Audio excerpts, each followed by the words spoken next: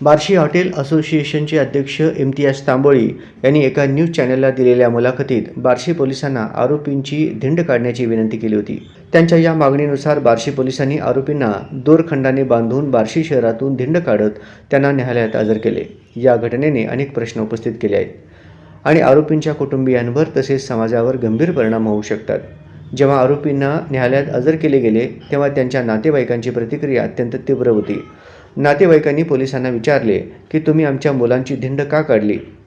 पोलिसांनी उत्तर दिले की आमची गाडी बंद पडली होती, त्यामुळे आम्ही त्यांना चालत आणले।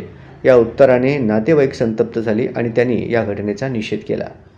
आरोपींच्या वकिलांनी या घटनेची सखोल चौकशी करून दोषी पोलीस कर्मचाऱ्यांवर कारवाई करण्याची मागणी केली आहे। त्यांनी न्यायालयात ही सर्व माहिती दिली आहे आणि न्यायालयाने या प्रकरणात चौकशी आदेश दिल्यास अपेक्षित आहे। वकिलांच्या मते आरोपींना कायद्याच्या विरुद्ध वागणूक देण्यात आली आहे। या प्रकरणातील आरोपींनी पहिल्यांदाच गुन्हा केला असल्याचे त्यांच्या घरच्यांनी सांगितले आहे। ते अट्टल गुन्हेगार नाहीत।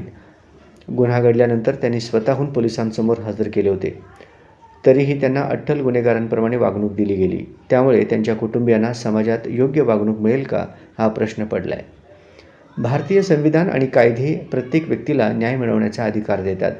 कोणत्याही व्यक्तीला गुन्हेगार ठरवण्यासाठी आणि शिक्षा देण्यासाठी न्यायालयाने निर्णय घ्यावा लागतो। ग्रामवासी किंवा इतर कोणीही स्वतःहून आरोपीला शिक्षा देऊ शकत नाहीत। असा कोणताही प्रयत्न म्हणजे कायद्याचे उल्लंघन आहे। बार्शी हॉटेल असोसिएशनच्या मागणीनुसार बार्शी पोलिसांनी आरोपींची धिंड काढल्यामुळे कुटुंबावर आणि समाजावर अनेक नकारात्मक परिणाम होऊ शकतात। या घटनेने कुटुंबियांना मानसिक, सामाजिक आणि आर्थिक ताण सहन करावा लागेल। तसेच समाजात पोलिसांवरील विश्वास कमी होईल आणि एक असुरक्षित वातावरण निर्माण होईल। या सर्व परिणामांचा विचार करून या प्रकरणाची सखोल चौकशी होऊन योग्य ती कारवाई होणे अत्यावश्यक आहे। आम्ही पोलीस प्रशासनाला एक विनंती करतो की अशा गुंडींचा जरा वेगळ्या पद्धतीने जरा त्यांची वरात काढावं, म्हणजे जेणेकरून येणाऱ्या काळामध्ये दहशत निर्माण करणारे जे आहेत काही त्यांना चाप बसत। आरोपी अटक केल्यानंतर आरोपीला मेहरबान न्यायालयामध्ये हजर करण्याबाबत डायरेक्शन्स आहेत। आरोपींचे सुद्धा काही हक्क अधिकार संविधानाने दिलेले आहेत, की ती पायमल्ली आज या ठिकाणी झालेली दिसून येतात।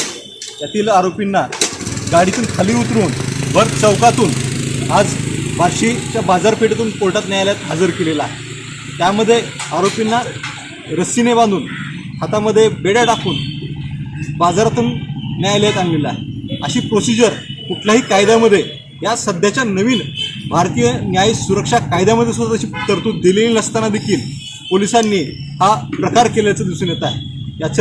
या प्रकाराचं आम्ही मेहरबान न्यायालयास निदर्शन आणून दिलेलं आहे। तसंच याबाबत आम्ही योग्य ती कारवाई सुद्धा करणार आहोत।